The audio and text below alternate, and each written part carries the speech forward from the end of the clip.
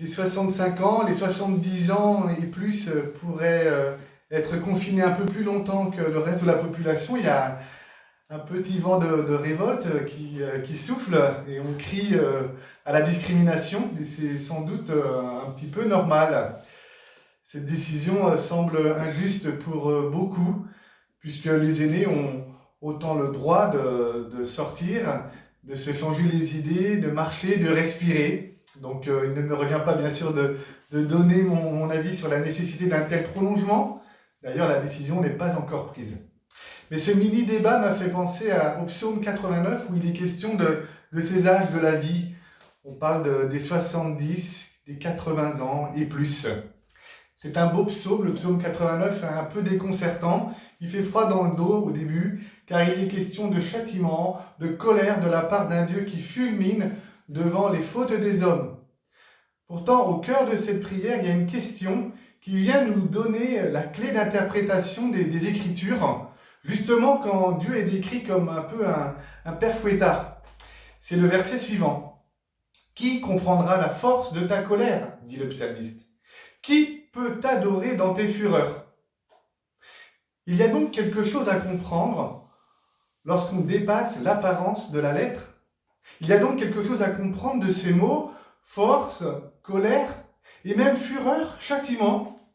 Oui, si l'on veut bien interpréter le sens des Écritures dans l'ensemble d'un texte, d'une révélation. Si l'on veut bien accepter aussi ce qu'on appelle les anthropomorphismes, c'est le fait de parler de Dieu en lui donnant des attributs humains. Si l'on veut bien aussi lire dans l'esprit ce qui a été écrit dans l'esprit, et aussi être éclairé par le visage du Fils venu nous révéler le visage du Père. La colère de Dieu est une colère qui ne se résout pas à voir son peuple, mais aussi chacun d'entre nous, s'éloigner de lui, abîmer l'alliance par toutes sortes d'actes, d'omissions, qui blessent son cœur de père. En fait, une colère fait souvent irruption face à une injustice, l'injustice d'une situation. Et c'est vrai pour le Seigneur, dans les Écritures, mais aussi pour nous.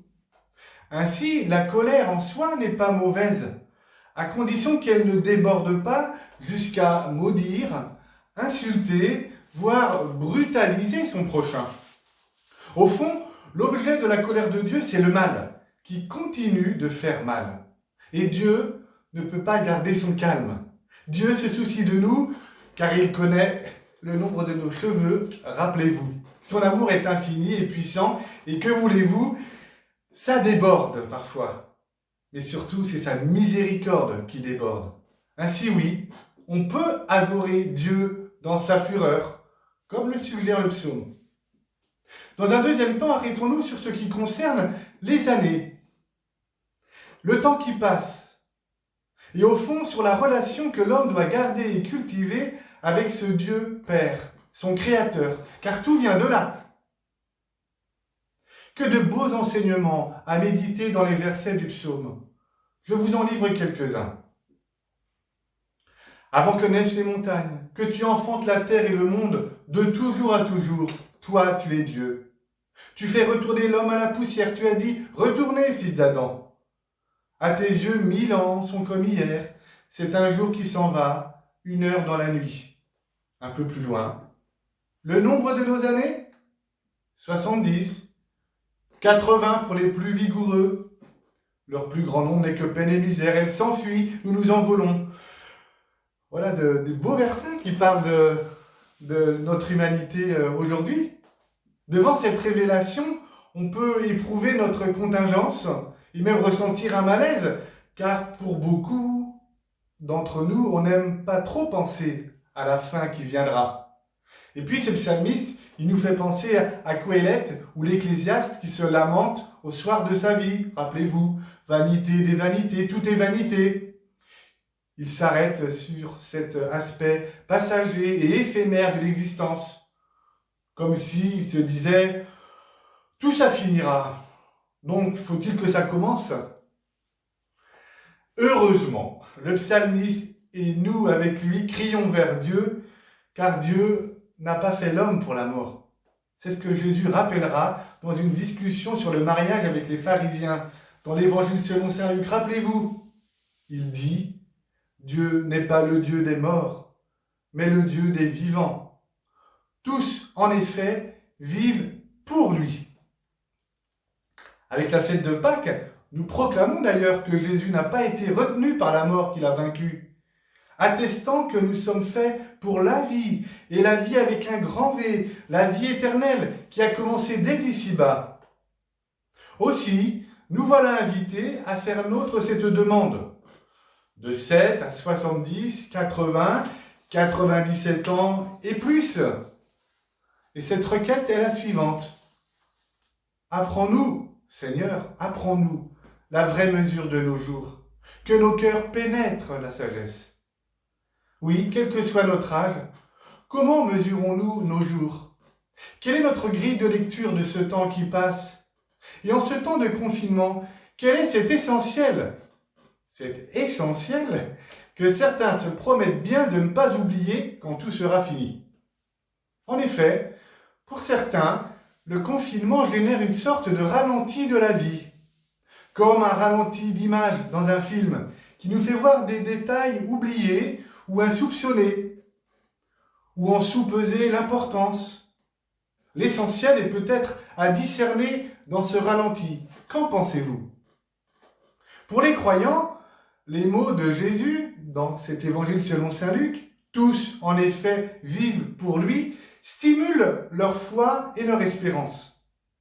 Sans aller voir dans le texte précisément, permettez-moi d'entendre le « pour lui » de deux manières. Nous sommes vivants pour lui, c'est-à-dire à ses yeux. Il nous voit vivants, maintenant et aussi par-delà la mort. Et notre vie n'est pas un détail à ses yeux. Mais un deuxième sens peut être donné. Nous vivons aussi pour lui. Notre vie lui est consacrée. Dès ici-bas, nous la lui offrons. Et peut-être est-ce là l'essentiel, après lequel tout le monde court, non?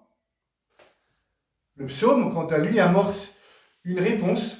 « Rassasie-nous de ton amour au matin, que nous passions nos jours dans la joie et les chants. Et fais connaître ton œuvre à tes serviteurs et ta splendeur à leurs fils. » Ces versets confirment la présence agissante et aimante de Dieu dans le concret de notre histoire humaine, qui va de pair avec le goût de vivre, d'aimer, de construire, qui donne toute sa consistance à notre vie.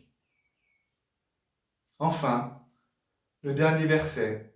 Que vienne sur nous la douceur du Seigneur notre Dieu, consolide pour nous l'ouvrage de nos mains, oui, consolide l'ouvrage de nos mains.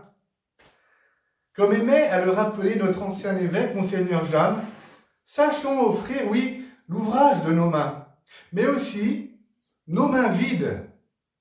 Elles peuvent apparaître vides, nos mains, en ce moment du confinement. Je m'explique. Bien sûr, je sais que pour beaucoup, avec les enfants à la maison, il y a beaucoup à faire. Il y a de l'occupation pour ceux qui travaillent encore ou par télétravail. Il y a pour aussi d'autres personnes le jardin, le rangement ou le bricolage, on s'occupe. Mais il y a aussi du vide. Et il s'agit de consentir. Et Jean-Pierre nous a interpellés sur ce mot. Consentir à un vide, ou peut-être à ce ralenti dont je parlais tout à l'heure.